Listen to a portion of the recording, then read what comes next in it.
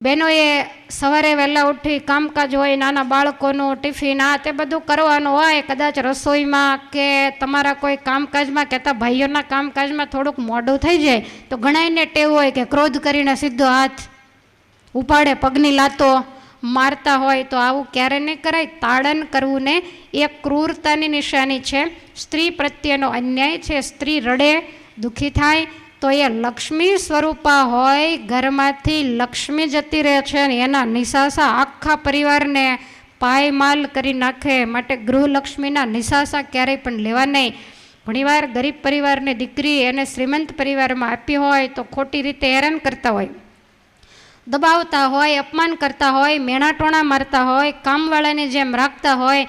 એટલે પહેલી પોતાના મા બાપની નાજુક સ્થિતિ જોઈ અને બધું સહન કરે.